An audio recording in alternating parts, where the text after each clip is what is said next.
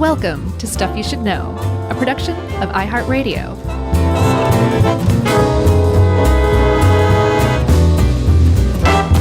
Hey, and welcome to the podcast. I'm Josh, and there's Chuck, and Jerry's here too, and that makes this the happiest podcast on earth. Stuff You Should Know. I think we need to COA this one, unfortunately. Yeah, there's a lot of really dark, violent discussion in here.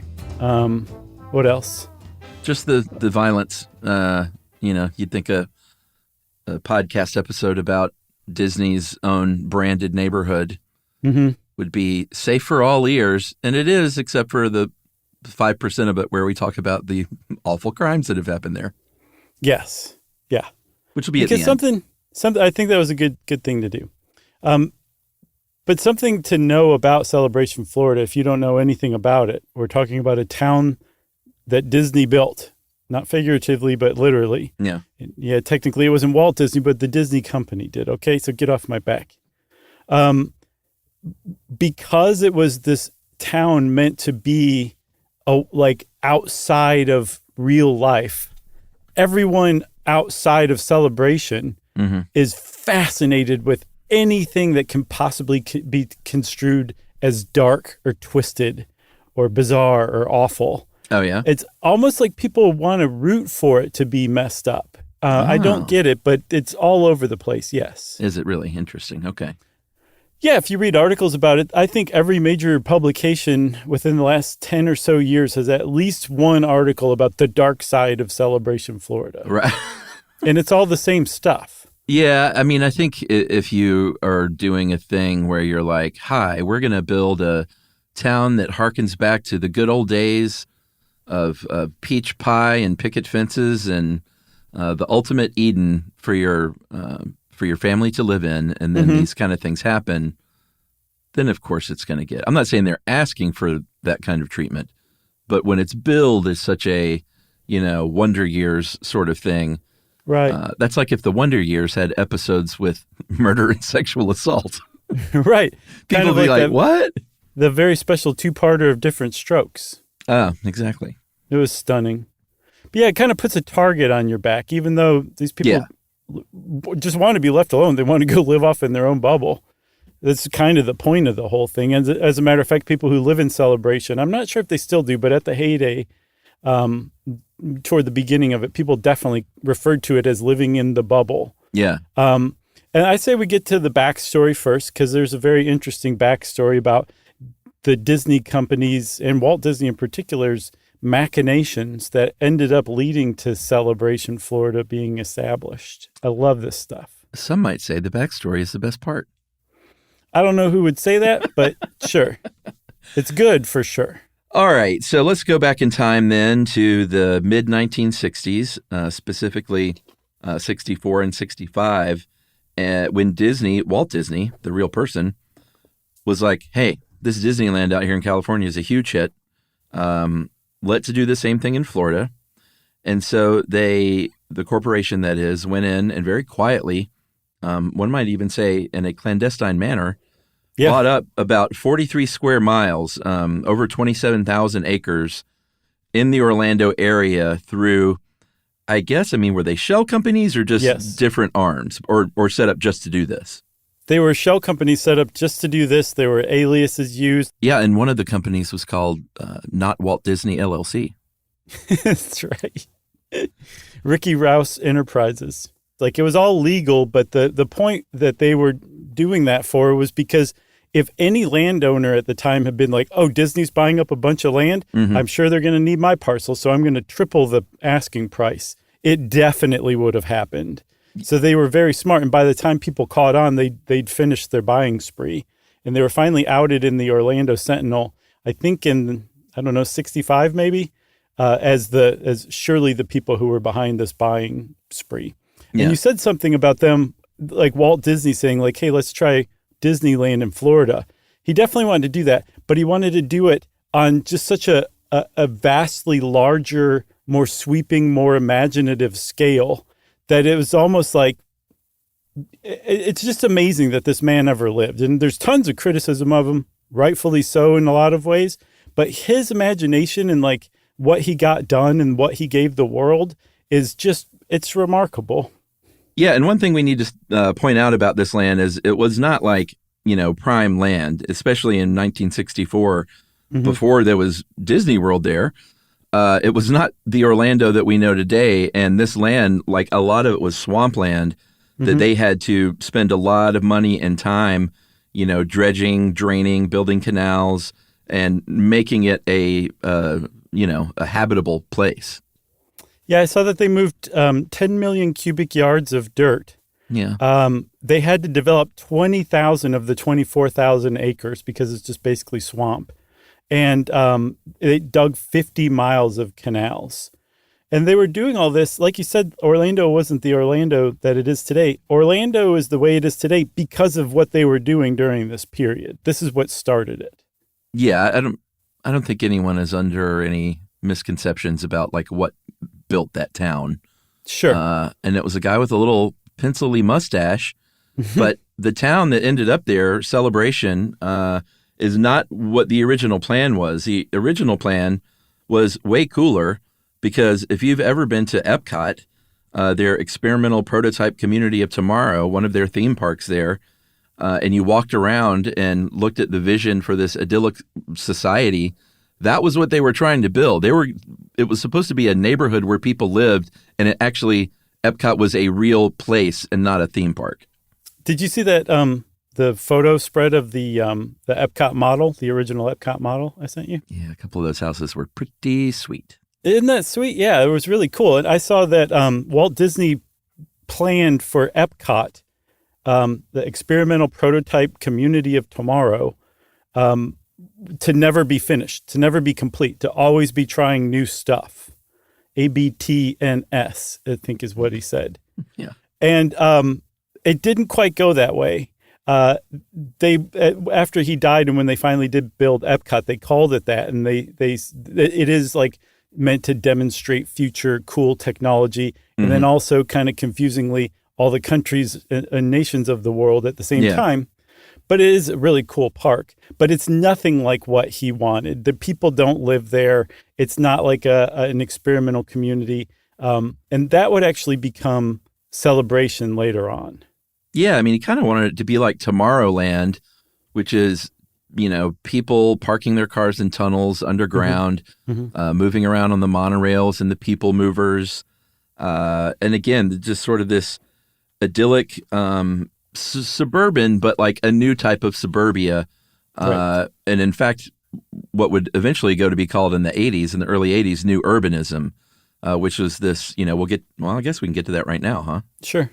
Yeah, because he kind of prefigured it, right? Yeah, for sure. New urbanism came along in the early 80s, and it was based on this idea of, nice-looking architecture, houses with, where different people of different income levels would live, very walkable, set up in a nice grid, and you could walk to the store and to the playground and to work and to school, and it's super safe, and it this was just sort of, again, that idyllic vision of the future. Right. Yeah. So this is what Celebration ended up being. It's considered a new urbanist town. But again, I think Epcot opened in 1982, right? Yeah. And that was a full decade or so before they even really started to think about building Celebration. But in the meantime, I have to say, I want to give the obligatory shout out anytime we mention Epcot to the, I think it's on Dangerous Minds website, about the group of friends who hid out in the Horizons ride at Epcot in the late 80s and photo documented their time there. It's really cool to check out. And then one other thing, I found this years back, but they planned an airport, and there actually were flights that went directly to Disney World for a very brief time, I think in the early 70s. But on the landing strip, rumble strips, when you start to go off of the highway on the shoulder, it's got those ripples that make a sound and wake you up. Mm-hmm. They created a rumble strip on the runway for the plane to run over, that when you run over it, and you can do this in your car, I think at about 45 miles an hour, it plays When You Wish Upon a Star as a rumble strip. Yeah, they have those in roads in different countries. And it's not like a solid strip, but it just hits various, tiny little bumps that cause musical notes. That's neat. I didn't know that. Yeah, it's pretty cool. Okay, so back to it. So we've got Epcot in 1982, and by the mid-'80s, there was a guy named Michael Eisner running this show, right? Yeah, and we should point out that, one of the big reasons that the original Epcot idea of a livable real space went the other direction is because Walt Disney died in the interim. And after that, everything kind of changed, and that's when it became a theme park. But yeah, Eisner would come on board in the early, I guess, mid-'80s in '84. Big new urbanism guy, was a big architecture guy, still is. And things were like, this was the early to mid-'80s when Disney World was really, really in a big growth pattern, I guess. Mm-hmm. Hotels and expanding the park and all kinds of stuff. And they said, all right, here's what we're going to do. We're going to lop off part of this southeast corner of the property on the east side of I-4. Mm-hmm. And we're just going to reserve that for now, think about what to do with it. And they started to get a little nervous that they were taking too long to think about it and that the state may come in and be like, hey, you're not developing it like you said you would. We're taking that back. Right. So they decided to build a community. They kind of took up that part of Epcot that had been cut off of the actual executed plan and see what they could do with it, right? So in 1985, they started figuring out how to do this, and they put out a request for bids. I can't remember what the last word is, but sure. Like a creative brief? Yeah. A request for proposal, RFP. Yeah, those businessy things that we've never had to do. No, thank God. And then 4 architecture firms submitted their ideas, and I think 2 were selected to put together the final plan. And the whole thing started to take off from there, starting in 1985. I saw that as far as at the beginning, they were starting to kind of test names for the place, right off the bat. Terrible in focus names. Groups. Terrible names. Tell them some of the names. The Golden Oberon Jubilee. Okay. Where do you live? Oh, Golden Oberon Jubilee. Or Gauge. Gauge. What else? Odyssey Ventura Horizons Landmark. Or Oval. How about Aurora Solaris Rainbow Majestic? Seriously, these sound like CIA projects. Yeah, that's ASRM, not to be confused with ASMR. Right. I also saw Fantasia Jubilee and Hyperion Madeira. They were just, I don't know what they were doing. How could you even waste money on a focus group with these ideas, right? So finally they're like, well, how about something shorter and catchier, punchier? At least shorter. Right. Horizons. No, They used that on the ride already. Ameritown. It's a little on the nose. Yeah. Somebody said Celebration, and they went, Celebration's it, man. Celebration's it. And they fired that person so that they couldn't take any credit for coming up with the idea. And they told everybody Michael Eisner did. I'm surprised that they didn't literally name it like Mouseville or something. Yeah. I mean, that's better than Odyssey Ventura Horizons Landmark. I mean, it sounds like a horsey book, tweet. Oh, that's good stuff. All right. So they also, it was a good move for Disney at the time because in the mid-1980s had a little bit of a black eye because of this tens of millions of dollar infrastructure money that Disney didn't steal, but they kind of kept. Yeah. Or used for themselves. Yeah, essentially. So as we'll see in a second, Disney was granted essentially the same status as a city or a town, a municipality in Florida, has a lot of the same rights. And one of the things it can do is apply for state money for its projects, right? So Orange County apparently went to go apply for a bunch of grants to help to build low-income housing, and they found that they were too late, that Disney itself had hoovered up all of the money that was earmarked for Central Florida. 50 cities and towns had hoovered up all of that, almost $60 million for its own infrastructure. Yeah.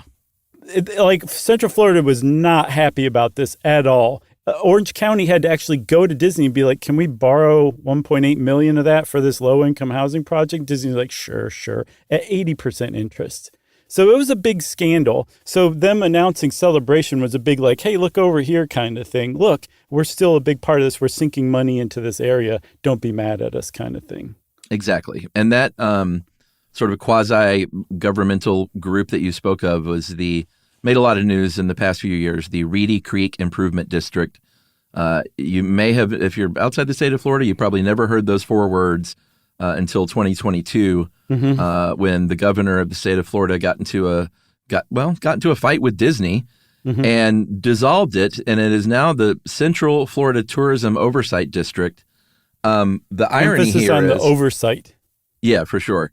The irony here is the Reedy Creek Improvement District came about in 1967 because the Disney company successfully lobbied to get this whatever new designation in large part on the strength of that original Epcot plan. So they gave him this because of this Epcot neighborhood idea, bailed on that, and then ended up being like, hey, we got our own little mini government here. Yeah, very much so. I mean, like it was a government up until very recently. Like they could tax residents and businesses in the area. One of the reasons why they were granted this was so that the company could undertake things like infrastructure programs, like providing sewer and water and stuff like that, generating power. They could have, as long as the improvement district was around, they were allowed by law to have built a Mickey Mouse nuclear power plant if they'd wanted to. Like they were that legal. It was a city essentially, right? So yeah, it was a big deal to have that taken away.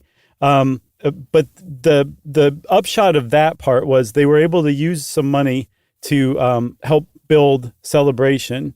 But then secondly, the people who live in the Reedy Creek Improvement District are able to vote to decide what happens with Disney World and stuff like that.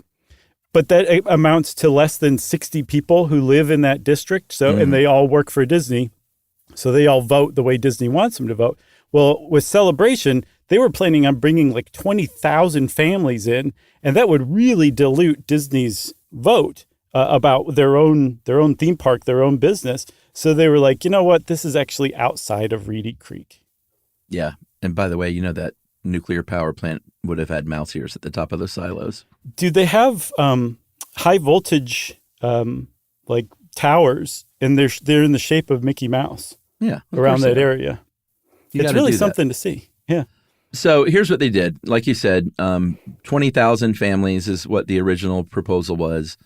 Or was it 20,000 people? 20,000 residents, I think. Oh, was it? Okay, sorry. Yeah.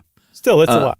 Yeah, a lot of people. So they announced this publicly in 1991 as like, hey, this is going to be open for business if you want to essentially live in a Disney World-like environment. They held a lottery in 1995 for families to buy plots. I think for the 474 spots, they had about 5,000 entries into that lottery. And it should be no surprise that most of those people were like big Disney people that were thinking like, what could be better than living in like a Disney neighborhood? Yeah. Or essentially like a Disney, a Disney neighborhood, like in every sense of the word.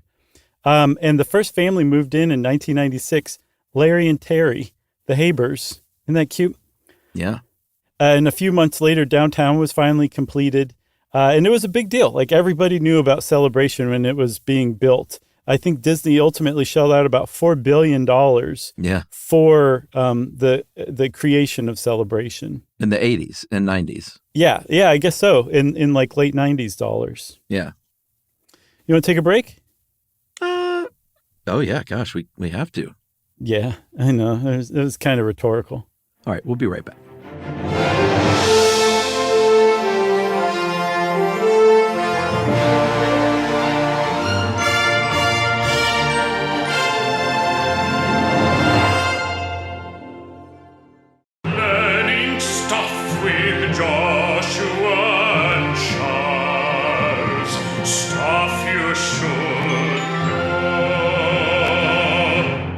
All right. So when they started mapping out what they wanted Celebration to look like, they really reversed course on the whole Epcot idea, which was, again, a little more like Tomorrowland. Sure. And they were like, you know what we need to do is make it like Chuck was talking about. Frontierland. In Act 1, not quite Frontierland, somewhere in the middle, which is to say, old small town America, picket fences.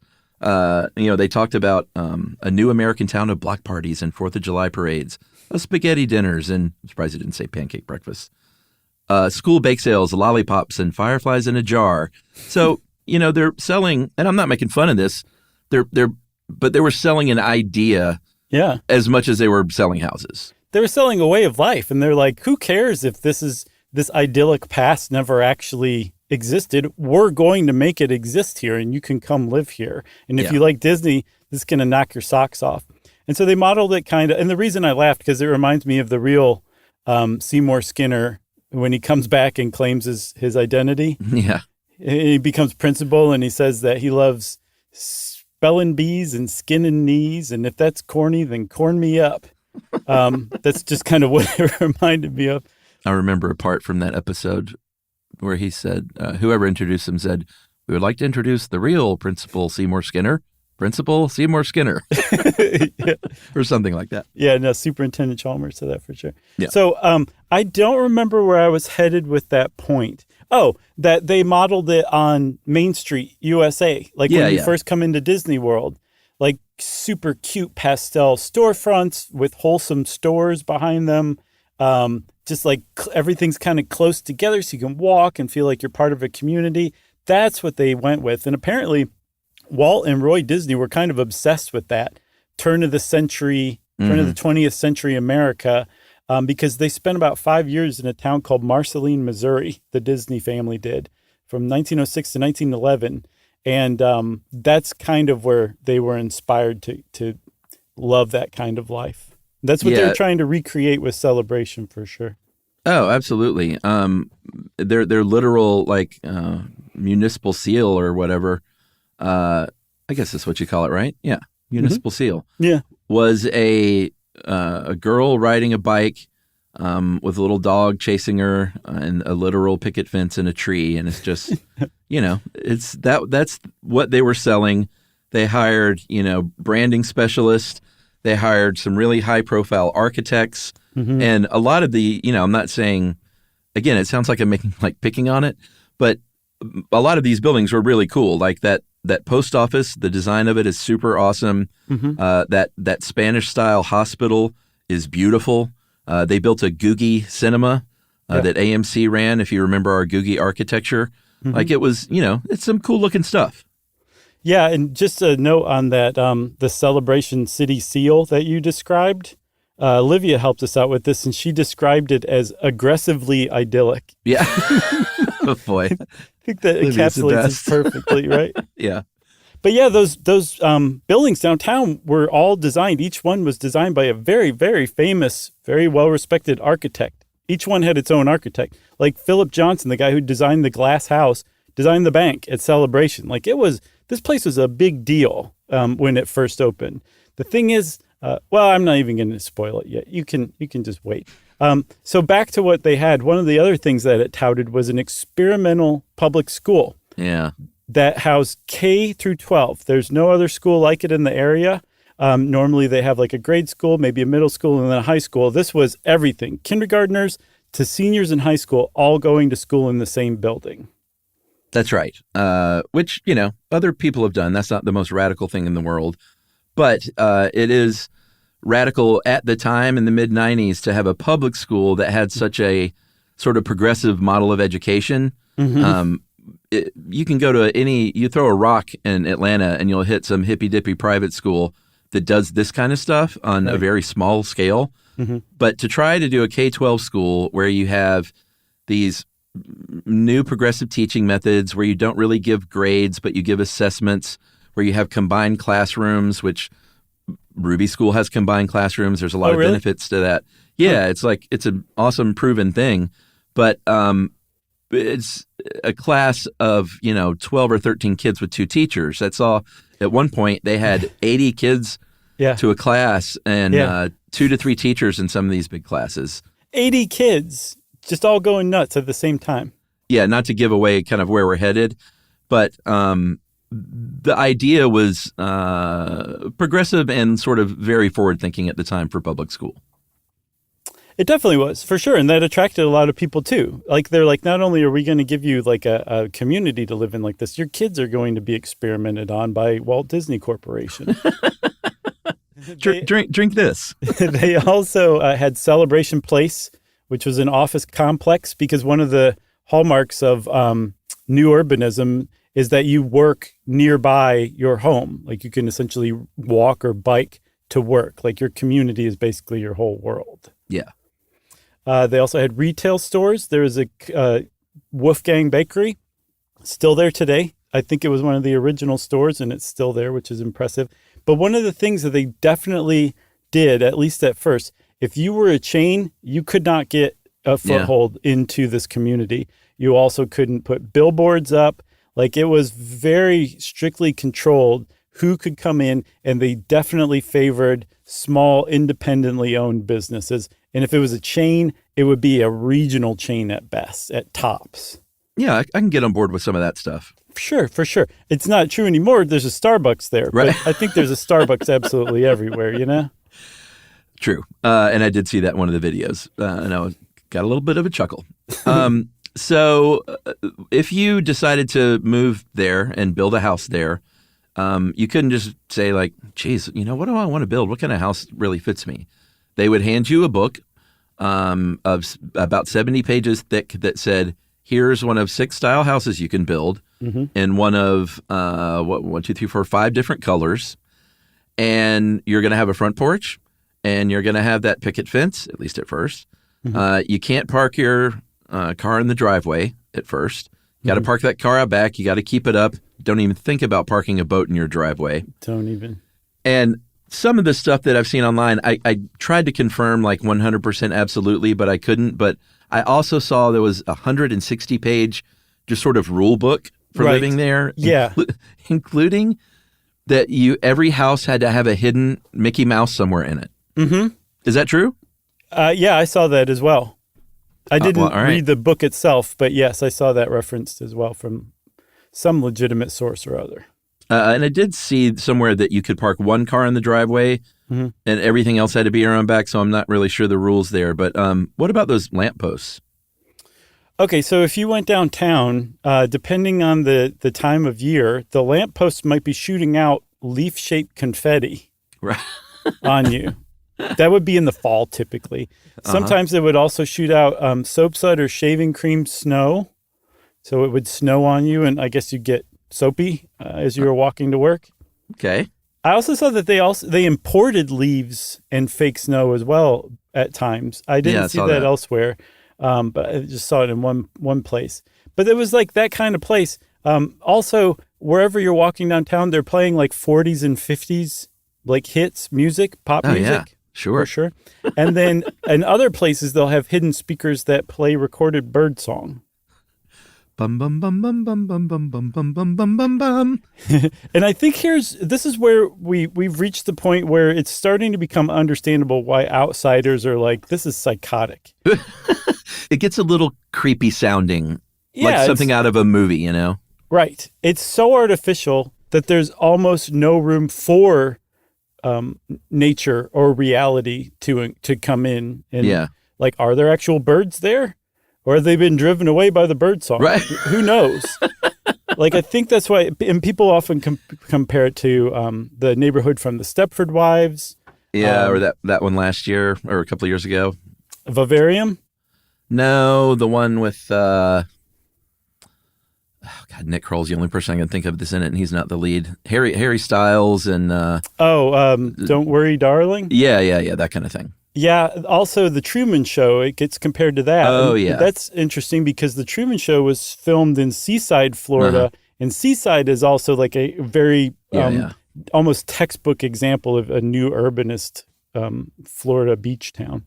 Yeah, I think Seaside is a little more of a real place though, right? Like they don't have like fake bird song and stuff like that. No, they don't have that. And also I don't believe, so one of the other things about Celebration that we'll see is they have that 160-page rule book. It's enforced.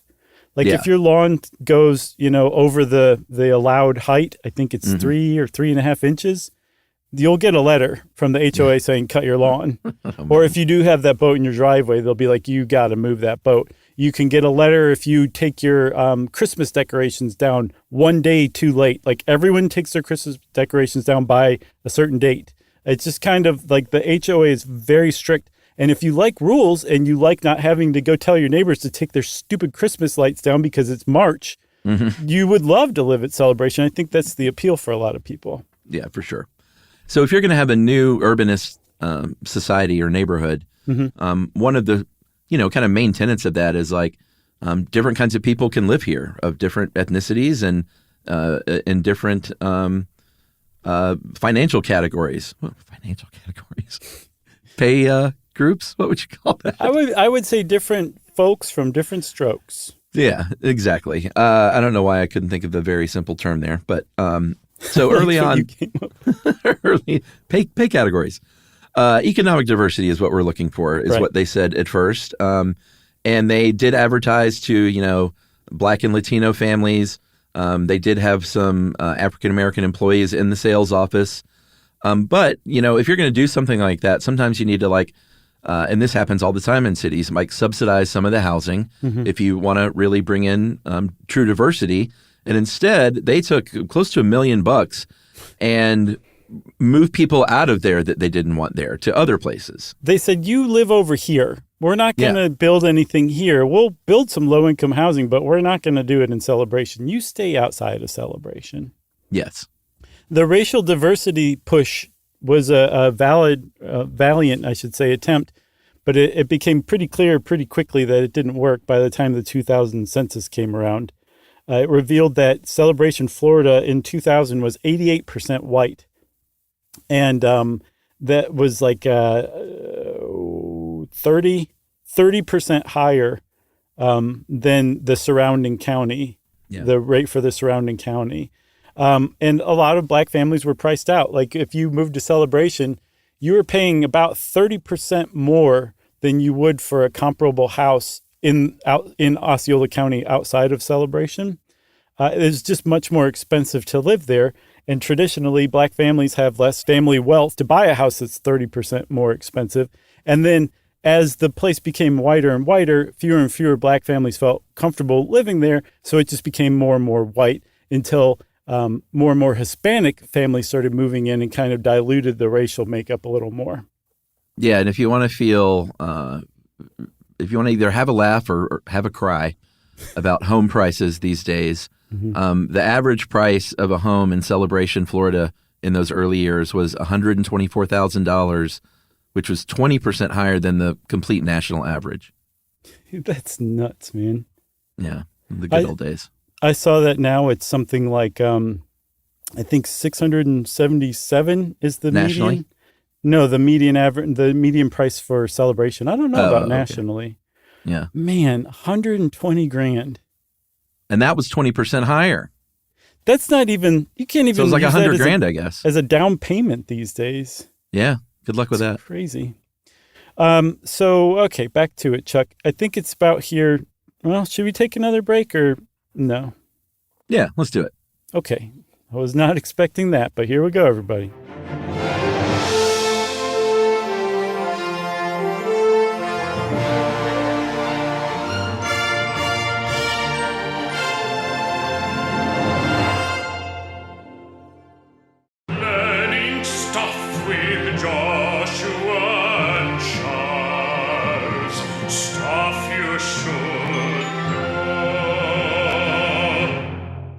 Okay, Chuck, now we get to, since we are technically a media outlet, the darker side of Celebration, Florida. Yeah, I mean, you can't not talk about it because it was a situation where Disney rushed the project, allegedly, and these third-party contractors sometimes were under the gun to get these houses built. And what you ended up with was collapsing front porches. Apparently, like 70 of the houses needed new roofs. Their foundations were cracking, plumbing was leaking, and not necessarily every single house, but it seemed like a lot of them were poorly built. They were poorly built. So the construction was shoddy from the outset, especially when Disney wasn't directly involved in the construction, right? That's a huge, huge deal that will come into play a little bit down the road.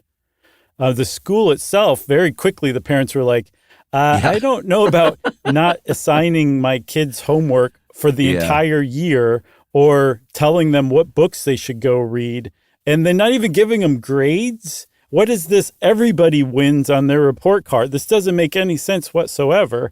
So the parents revolted very quickly and they're like, we're not doing this. We want to make this more traditional. And eventually they lopped off the high school from it, built another high school in Celebration, but it was a public high school open to other areas around Celebration, not just Celebration itself. Yeah, I also saw it was pretty much a nightmare for the teachers and staff. Yeah. The principal quit after a year, along with about 25% of the staff. That's after year one. Mm-hmm. And it was, when you've got classrooms that size, and it's especially with a new kind of structure, it was supposedly pretty chaotic. Again, 80 children, grades, I think they had grades like 3 to 5 in the same classroom. 80 of those kids, and you're one teacher trying to teach all these kids. How did they not just look at that paper and be like, this is a bad idea? Yeah. The idea with mixed grades now is, and may have been then, but that's probably too many, is you mix 2 grades and 1 year your kid is the younger and you get good help from older buddies and it really socially kind of helps. And then the next year you're the older and then that you are the more of the mentor type. Mm-hmm. And that all plays out in the end to just, socially and emotionally pretty great. But again, with 80 kids, it's just tough. Right. That's my ultimate point. What you're describing sounds awesome. And I also saw that one of the reasons for putting grades together in the same, I think they call them neighborhoods or whatever, is because kids progress at different rates, some slower than others.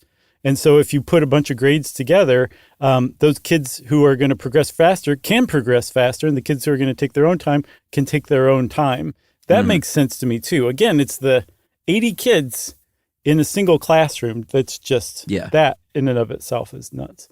What about crime? Because this is where everybody's like, yeah. Yeah, and here's where parents, if you want to not listen to these next 5 minutes with your kids, it might be advisable because there has been some crime, just like any place in the world. What they didn't do was build some huge wall around this town, and you would still even have crime. Sure. Because that's just what happens. But in 98, there was a home invasion where a couple was bound and gagged and robbed in their house.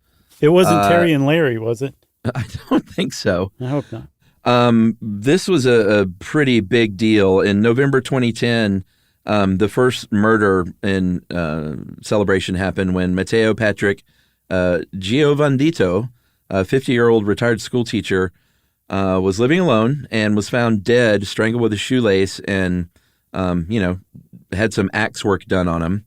And that's horrific enough. But then it comes out later that his killer, David Israel Zenon Murillo, was there to wash his car and then brought inside, drugged with a beer. And when he woke up, Matteo Patrick Giovandito was on top of him, sexually assaulting him.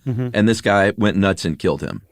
He did. And the guy's story sounded a little far-fetched until I think 2 years later, a couple of reporters from the Daily Beast must have been tipped off because they started tracking down former students, reading depositions, looking at court filings, and found that Giovandito had a long history of sexually abusing his students, even going on like trips with them abroad, like just him and a student or two. So like that doesn't excuse him being bludgeoned to death with an axe, but it definitely backs up the dude's story, And I even saw in an article right after it happened that Murillo was quoted as saying he got what he deserved. Like this guy had been arrested and he was telling the press he got what he deserved when I killed him with an axe. He got a second-degree murder life sentence for that. And also to be clear, if we weren't, the victim was not a teacher in Celebration. He had retired by that time. Oh, good point. Good point. Yeah. A couple days later, it went kind of buck wild in Celebration again, right? Was this the SWAT standoff or the? Yes. Okay, I didn't know if that was the family homicide. No. I guess we'll get to both of them. Yeah, all of this, that's right. No, okay, so the family homicide was 10 years later. This was a few days after Gio Vendito's body was found in 2010. There was a guy named Craig Fouché who was a Celebration resident, and he barricaded himself in his house and started firing at the cops who came. Yeah, I remember when this happened, actually. Oh, really? Yeah, it was all over the news. It was a 14-hour standoff.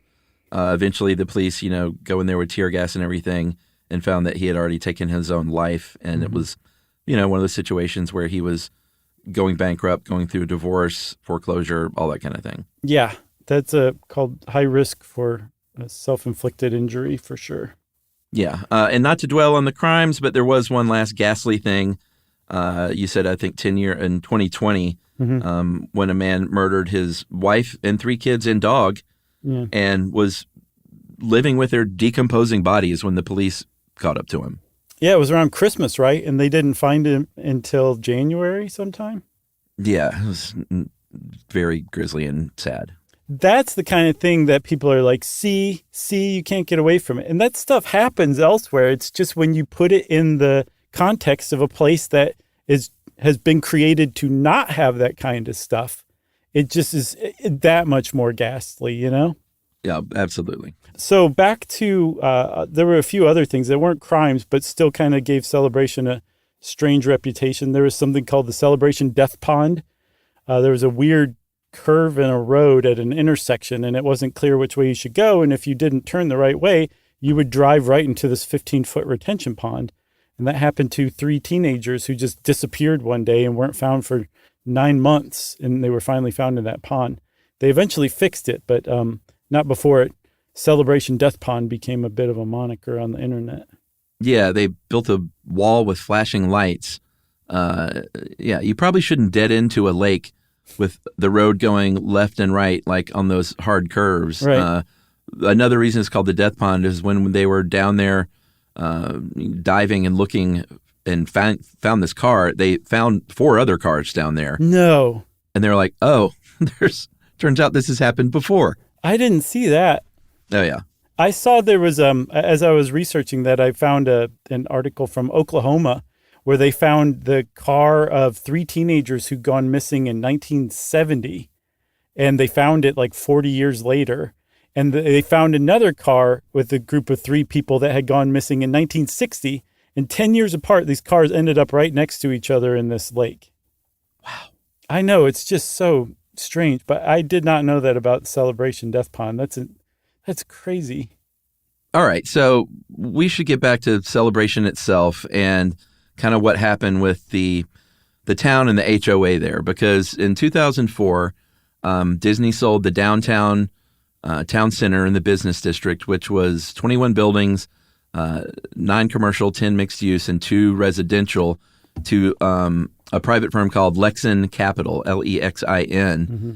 And all of a sudden, because they had all those different buildings, they were the majority vote in the HOA.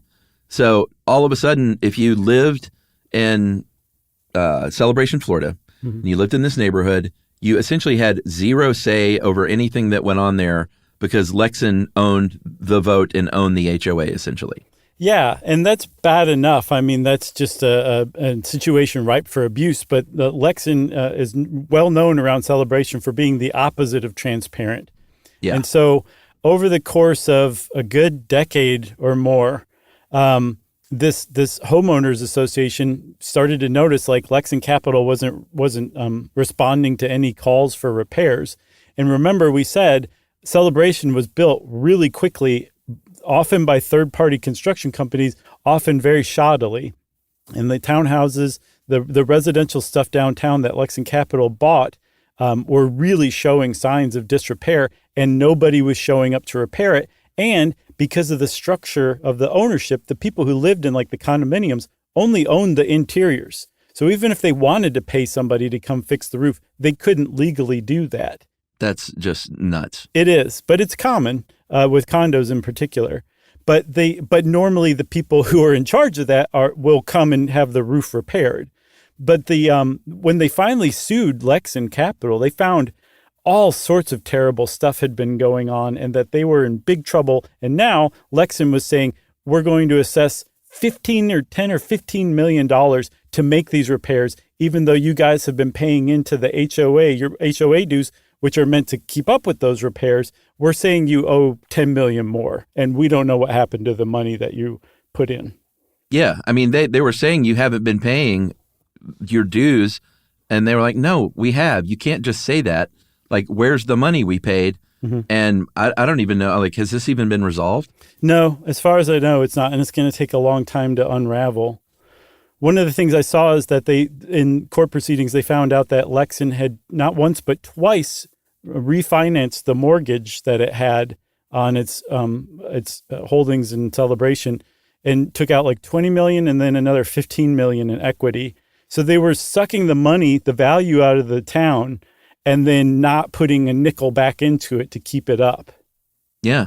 Flash forward a couple of years, and all of a sudden we're a country in the middle of a housing crisis and foreclosure crisis.